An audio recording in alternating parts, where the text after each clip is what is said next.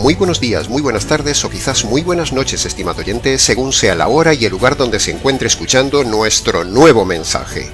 Les habla el pastor bautista Nikos Ricoy, director del programa Encuentros y del Ministerio Tinajas, llenando siempre a cada persona que nos escucha con el agua fresca y limpia de la palabra desde aquí en España. Muy bienvenidos y muchas gracias por estar ahí atentos una vez más al nuevo mensaje de hoy de nuestro programa Encuentros.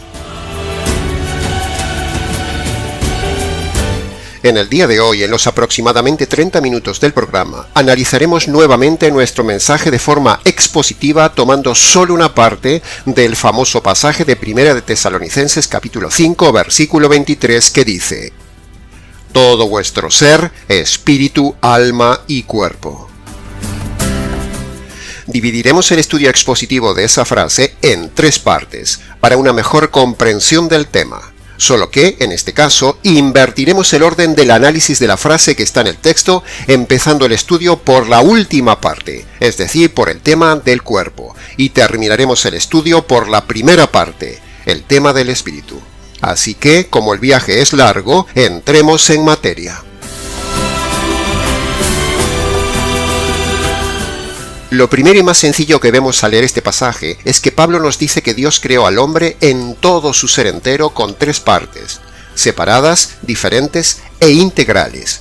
Y en segundo lugar, vemos en el texto que las creó con el orden y la prioridad que se describe y se infiere en este texto. Prioridad 1, el espíritu. Prioridad 2, el alma. Y prioridad 3, el cuerpo. Si se fija bien, no dice cuerpo, alma y espíritu. No, como lo vive el mundo en el día de hoy, sino que el orden bíblico y prioritario debe ser espíritu, alma y cuerpo. Ahora, el orden espíritu, alma y cuerpo se infiere y se refiere a la persona que verdaderamente se ha convertido. Pero la persona que vive el orden invertido, o sea, cuerpo, alma y espíritu, en ese orden prioritario, entonces esa persona no se ha convertido. Así de sencillo. Si Dios pone ese orden es como un filtro para que cada persona que lea ese pasaje se autoanalice a ver qué orden prioritario diario le está dando a cada parte de su ser en su vida. Los que viven con la prioridad del cuerpo son los carnales. Los que viven con la prioridad del alma son los anímicos, sentimentales, emocionales y morales. Los que viven con la prioridad del espíritu son los hombres y mujeres espirituales, y esa es la meta de Dios para el hombre.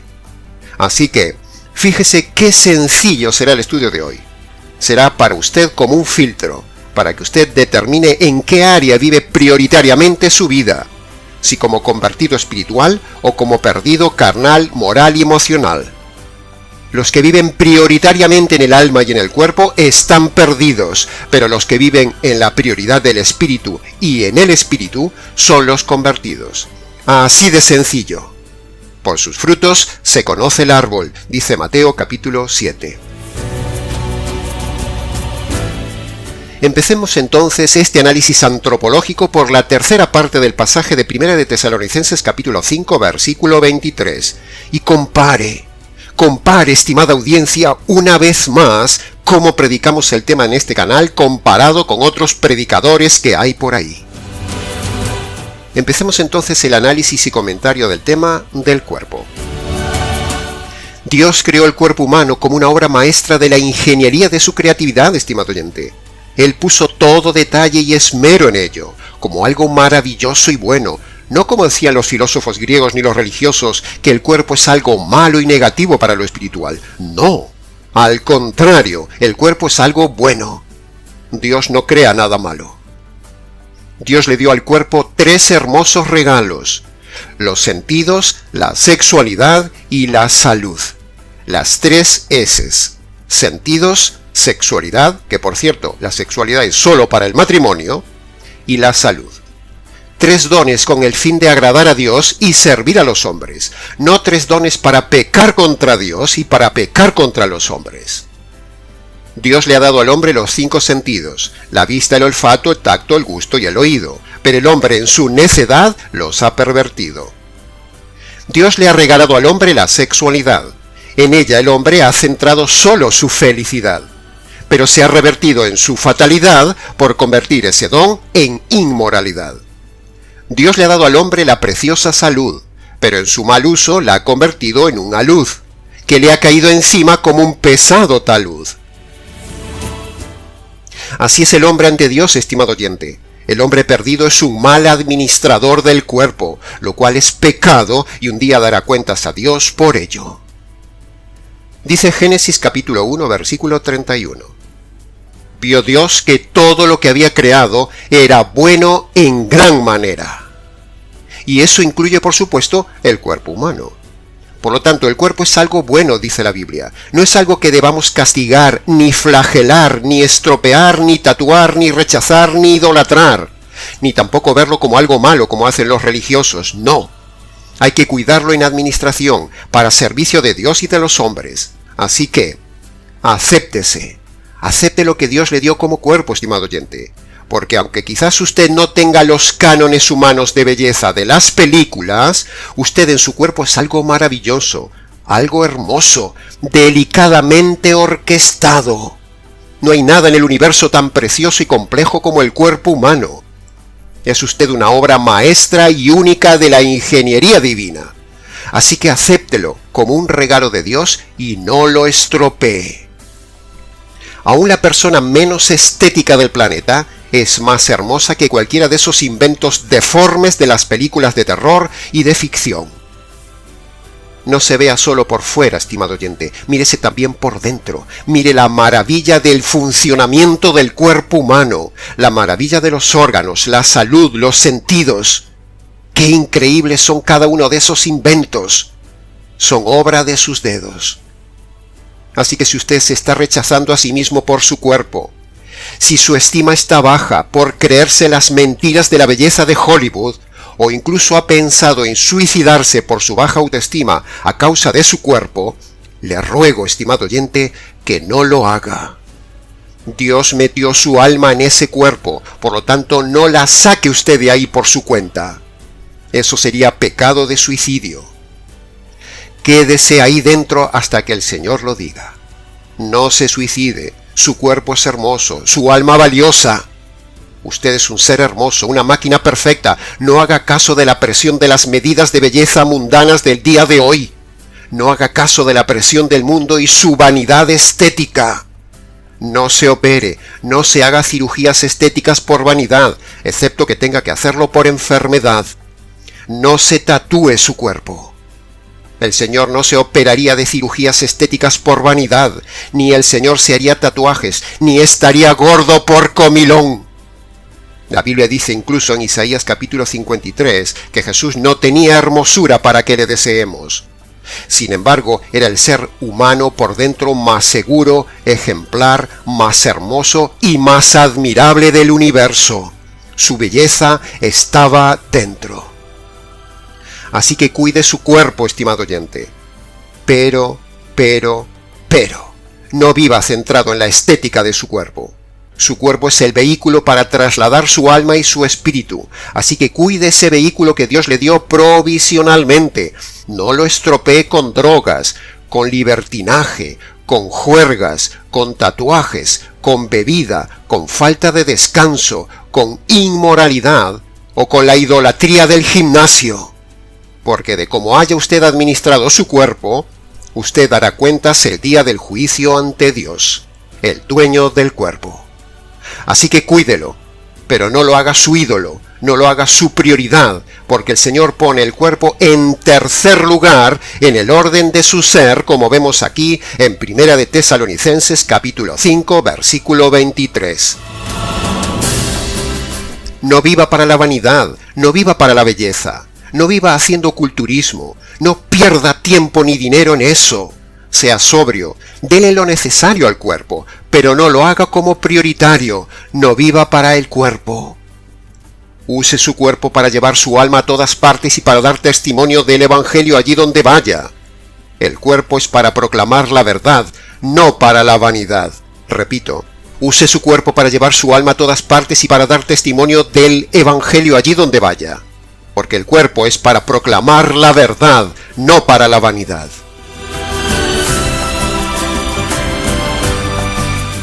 Continuemos ahora entonces con la segunda parte del análisis y comentarios del día de hoy, el tema del alma. Mucho se puede decir del tema del alma, pero empezaremos recordando que el alma es inmortal y no envejece nunca, estimado oyente, tal como hemos dicho recientemente en otro programa. Usted ya jamás dejará de existir, por lo tanto, es sumamente prioritario tocar este tema de su alma y cómo está su alma en el día de hoy de cara a la inmortalidad. El alma es una parte compleja del hombre. Está compuesta de varias subpartes, con varias funciones cada una. El alma tiene varios elementos que Dios le dio. Por ejemplo, escuche con atención. En el alma están las emociones, que nos las producen las circunstancias, por ejemplo, la alegría, la tristeza, la incertidumbre, el miedo, etc.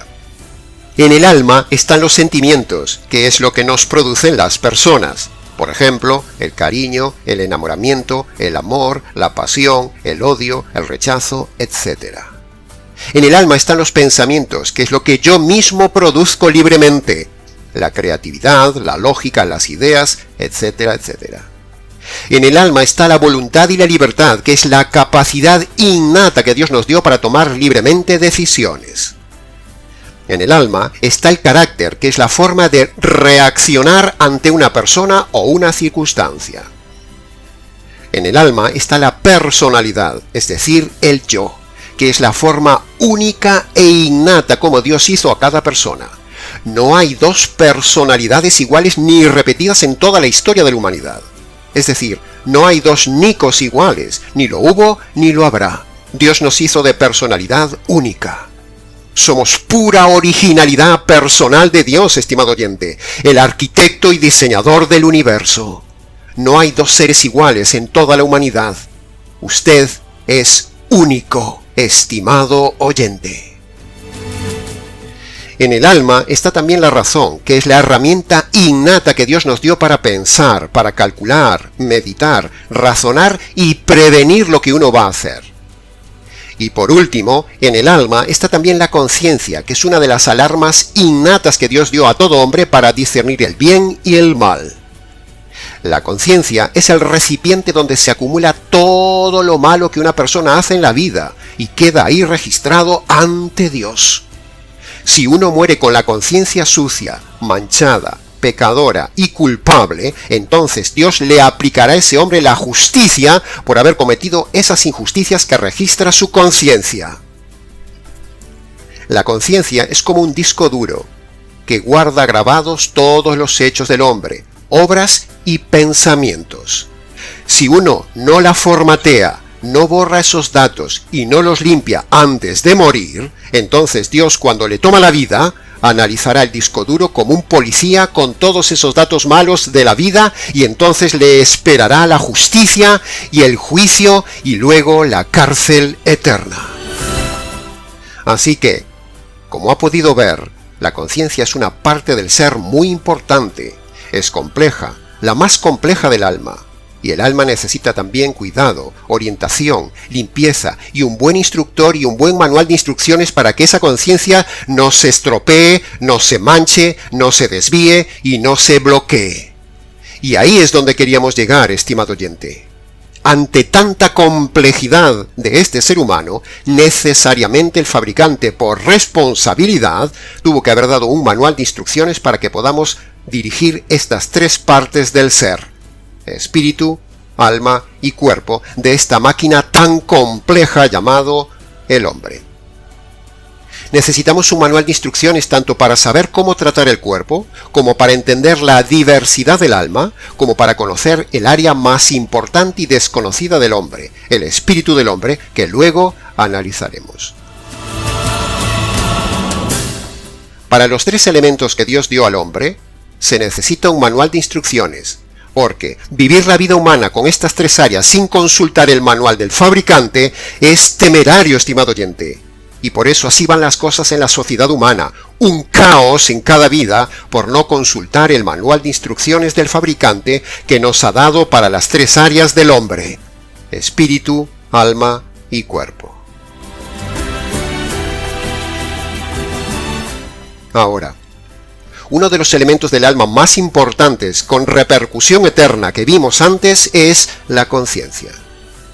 Por un lado, la conciencia es la parte moral del hombre que nos hace imagen y semejanza del ser moral por excelencia, que es Dios.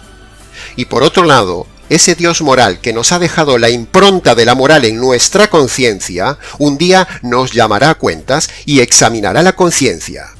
Y si ese día encuentra la conciencia manchada de pecados, que son las veces que nos hemos saltado la conciencia, entonces ese ser moral, que a la vez es el juez del universo, aplicará la justicia por todas las veces que nos hemos saltado la conciencia del alma cometiendo injusticias.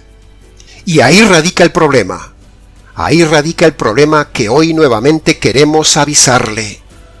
Si uno se muere con la conciencia sucia, manchada, inmoral y cargada de pecados, el Dios del universo, el juez, dará su sentencia de culpabilidad y entonces aplicará su justicia, su juicio, su sentencia, y entonces usted escuchará aquel terrible pasaje de Mateo capítulo 25, versículo 41. Apártate de mí, maldito, al fuego eterno preparado para el diablo y sus ángeles. ¿Se ha dado cuenta, estimado oyente, de esa frase? Para terminar, entremos entonces en el análisis y comentarios del tema del espíritu. Cuando Dios creó al hombre, por dentro, Dios le diseñó un compartimento muy especial. Diseñó un lugar íntimo, un lugar secreto, un lugar preparado para sí mismo. Sí, ha oído bien. Dios diseñó en el hombre un lugar santísimo para habitar y hospedarse él mismo allí. Pero, solo si el hombre quiere. Es decir, queda a criterio del hombre hospedar a Dios dentro suyo. O sea, el hombre mismo decide qué hace con ese compartimento interno que Dios le dio, llamado el espíritu. Dios diseñó el compartimento espíritu para que el hombre libremente le dejara habitar en ese lugar y así dirigir la vida del hombre desde dentro. ¿No es sorprendente esto, estimado oyente? Pero ese compartimento vacío, llamado espíritu, la Biblia dice que todo hombre lo tiene inutilizado, está muerto, nace con su espíritu muerto y vacío.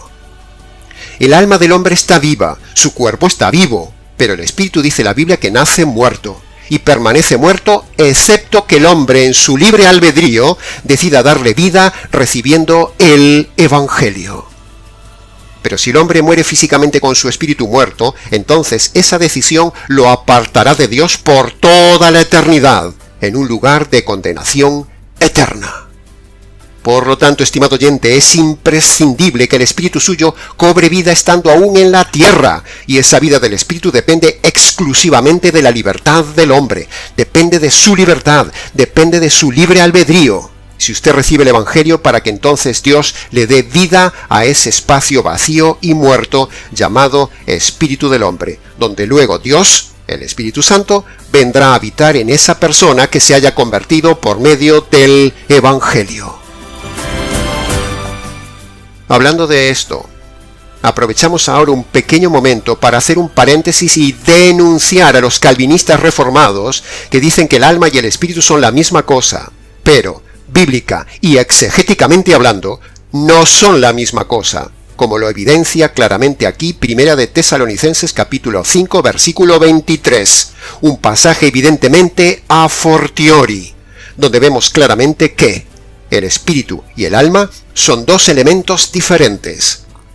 Lo entiende hasta un niño que estudia gramática básica en la escuela, estimado oyente. Pero los calvinistas, para anular la doctrina del libre albedrío, dicen que espíritu y alma son la misma cosa, pero no lo son, porque aquí el pasaje claramente hace diferencia entre el espíritu y el alma. El espíritu y el alma no son lo mismo, son diferentes y con diferente propósito y funciones. De la misma manera que cuerpo y alma no son lo mismo en este pasaje, es evidente. Los calvinistas reformados se esfuerzan denodadamente en demostrar que el espíritu y alma son la misma cosa, para con ello anular la libertad humana diciendo que, como el hombre está muerto en sus delitos y pecados, por lo tanto, como el alma y el espíritu son la misma cosa, entonces un muerto no es libre ni tiene libertad, pero resulta que los delitos y los pecados no están en el espíritu, sino que los delitos y los pecados están en el alma y en la conciencia. La conciencia y el libre albedrío no están en el espíritu, están en el alma. Por lo tanto, el hombre tiene libre albedrío, estimado oyente. Así que la doctrina calvinista reformada queda derribada. Que conste en acta. Así que, sin extendernos ya más en esto del error calvinista, desde aquí mandamos una señal de advertencia a todo estimado oyente calvinista reformado o simpatizante de esta secta, para que tengan mucho cuidado con los calvinistas reformados que dicen que alma y espíritu son la misma cosa, cuando en realidad no lo son. Alma y espíritu son dos elementos diferentes, con funciones diferentes y dos lugares diferentes del hombre, como lo dice taxativamente Primera de Tesalonicenses capítulo 5, versículo 23 del texto de hoy.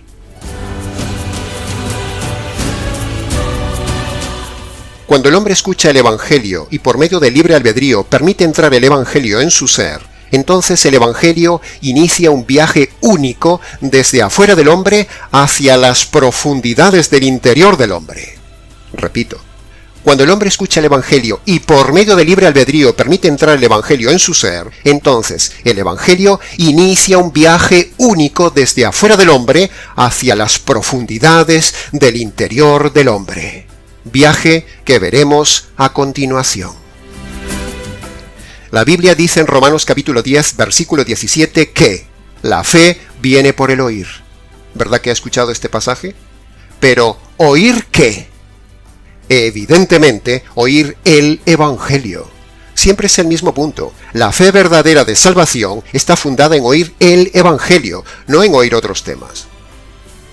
Bien, así que, entonces, el Evangelio empieza un viaje desde afuera del hombre hasta las profundidades del hombre, entrando por el oído. Y del oído pasa a la mente, y en la mente lo procesa la razón. Y la razón es la que decide si lo cree o lo rechaza. ¿Me sigue? Bien, ahora, si la persona lo cree, entonces es ahí donde el Evangelio hace su primera escala del viaje y hace su primer trabajo. Renueva la mente. Es decir, borra las doctrinas equivocadas, borra las ideas equivocadas, limpia la mente de prejuicios y pone las ideas y las doctrinas bíblicas correctas y verdaderas. Esa es la primera etapa del viaje del Evangelio cuando entra por el oído.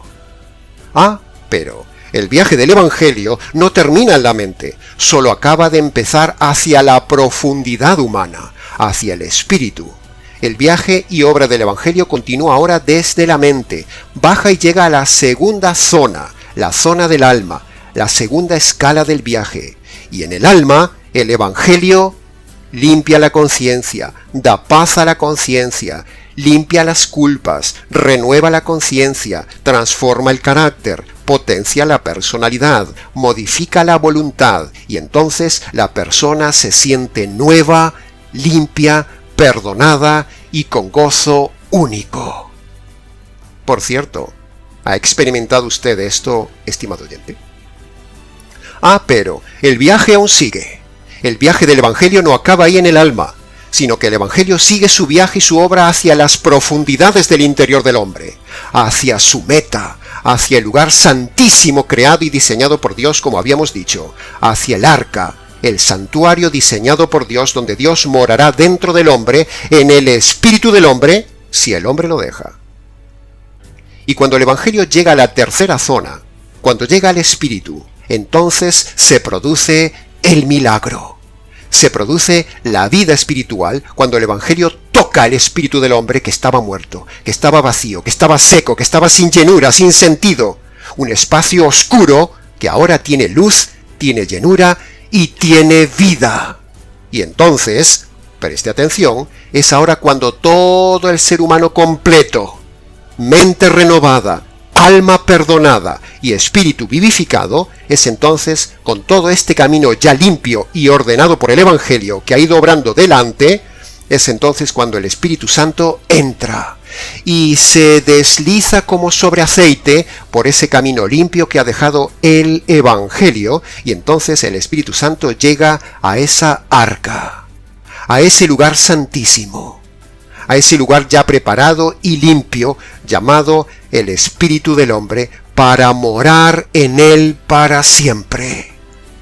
¿No es este viaje teológico fantástico, estimado oyente? ¿Lo ha vivido usted? Así es como el Espíritu Santo viene a morar al espíritu del hombre previo trabajo de limpieza del Evangelio.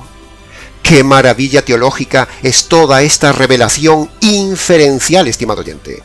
Acontecimiento único que se produce en un microsegundo, cuando la persona obedece las dos condiciones de la conversión. Primero, cuando reconoce los pecados de forma concreta cometidos en la vida y abandona los pecados que esté cometiendo. Primera condición. Segundo, cuando se apropia, cuando cree, cuando recibe la justicia que le cayó al Señor Jesús por sus injusticias, estimado oyente. Esa es la segunda condición para la salvación. Entonces, en ese mismísimo instante de obedecer las dos condiciones, es cuando maravillosamente, increíblemente, misteriosamente, se produce toda esta descripción del viaje que hemos estado describiendo hasta ahora. La obra del Evangelio hasta la entrada y morada del Espíritu Santo del hombre. Una obra doble y un viaje fantástico que jamás nos han contado. Todo ese intenso movimiento invisible que hemos relatado es real, estimado oyente. No nos hemos inventado nada. Las cosas son así. Nosotros simplemente lo hemos ilustrado para hacerle entender mejor todo esto que sucede en el Espíritu, en lo invisible, para aquellos que se han convertido por medio del Evangelio. Como dice Romanos capítulo 1, versículo 16, el Evangelio es poder de Dios, para renovar la mente, para limpiar el alma y para dar vida al espíritu del hombre. El Evangelio es el poder que inyecta Dios al convertido en el momento mismo que éste decide obedecer las dos condiciones que hemos dicho, las dos condiciones que el Señor Jesús pone en Marcos capítulo 1, versículo 15, para la conversión. Ahí lo tiene, estimado oyente. Lo que hemos relatado en este apartado del Espíritu es el viaje teológico más maravilloso jamás vivido por un hombre alguno. Una revelación fascinante que da gusto contarla. Un mundo invisible espiritual innegable que se revela en el convertido y dentro del verdadero convertido, y que podemos ver por medio de los lentes de la revelación de la palabra de Dios. ¿Se ha dado cuenta a dónde he querido llevarlo poco a poco, estimado oyente, con este tema de hoy? Sí, así es. Todo tema que toquemos en el canal siempre converge en el mismo punto. Lo único que puede perdonar lo malo que usted haya hecho en su cuerpo, lo único que puede cambiar las ideas y doctrinas erradas de su mente, lo único que puede limpiar la conciencia de sus manchas, lo único que puede quitar el peso de su alma, lo único que puede quitar la carga de la culpa de la conciencia, y lo único que puede darle vida a su espíritu es el Evangelio. Las tres áreas limpias, sanadas y vivificadas por medio del poder del Evangelio. Maravilloso Evangelio. La Biblia dice que tenemos espíritu, alma y cuerpo, y el hombre estropea el cuerpo, mancha su alma y tiene su espíritu muerto. La solución a estos tres problemas es el Evangelio. La solución no es la moral, la solución no es la religión, la solución no es la psicología, no es algún método de terapia sociológica humanista, sino que la solución al triple problema del hombre y a la conducta y a la moral del hombre está en el Evangelio. Siempre terminamos en el mismo punto con cada tema que estudiamos, porque la Biblia tiene como cohesión la centralidad del Evangelio. Todo gira en el universo en torno al Evangelio. Hasta Dios mismo gira en torno a su Evangelio. Sí, ha oído bien, hasta el Trino Dios gira en torno a su Evangelio. Por eso todo predicador debería tener la centralidad de todos sus temas convergiendo siempre en el Evangelio, el centro neurálgico de toda la Biblia y de todo el universo.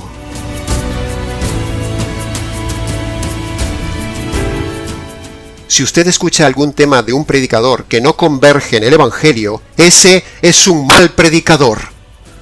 Así que ya puede ponerse en campaña de comparar lo que predicamos y cómo lo predicamos con lo que usted ve y lo que se enseña por ahí.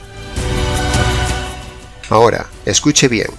Haber hablado hoy unas pinceladas breves de antropología bíblica es solo para mí una excusa, no es mi meta. sino que todo tema en cada programa es solo el pretexto para terminar practicando el noble arte de redirigir y relacionar todo tema siempre hacia el Evangelio. Por eso somos tan insistentes en este punto en nuestras prédicas, en nuestros programas, en las conferencias y los estudios. La prioridad para todo predicador es el Evangelio. La excusa es el tema. Así que, antes de terminar, quiero invitar al estimado oyente, hombres y mujeres que nos están escuchando, que aún no se han convertido por medio de las dos condiciones del Evangelio, para que obedezcan esas dos condiciones que manda Jesús a todo hombre para salvarse. Así que vaya a su habitación, estimado oyente, cierre la puerta, póngase de rodillas delante del Dios del universo que ha ofendido a usted toda la vida, descálcese en señal de reverencia, y ahí, en sus palabras, obedezca las dos condiciones. Primera condición que usted tiene que obedecer: reconozca sus pecados cometidos durante toda su vida y abandone los pecados que está cometiendo en el día de hoy. Primera condición. Segundo, esos pecados demandan justicia. Así que aprópiese, reciba, crea en la justicia que le cayó al Señor Jesús por sus injusticias. Esa es la segunda condición. Y antes de levantarse de ahí, dele gracias a Dios por su providencia y por haber escuchado el verdadero Evangelio. Luego, si quiere, venga y cuéntenoslo. Para conocer más detalladamente el Evangelio jurídico que predicamos, puede verlo en diferentes vídeos del canal y también puede solicitarlo por escrito al correo del ministerio, nicos@gmx.es. Y hasta aquí, señoras y señores oyentes, de forma muy breve, la exposición antropológica y bíblica del tema de hoy: espíritu, alma y cuerpo del hombre. Mucho más se podría decir del tema, pero con lo dicho es suficiente. Para preguntas, comentarios y demás, escríbanos. Les ha compartido la verdad, solo la verdad y nada más que la verdad del tema, este expositor bíblico, Nikos Ricoy, del Ministerio Tinajas, desde aquí en España. Será entonces hasta nuestro próximo programa Encuentros.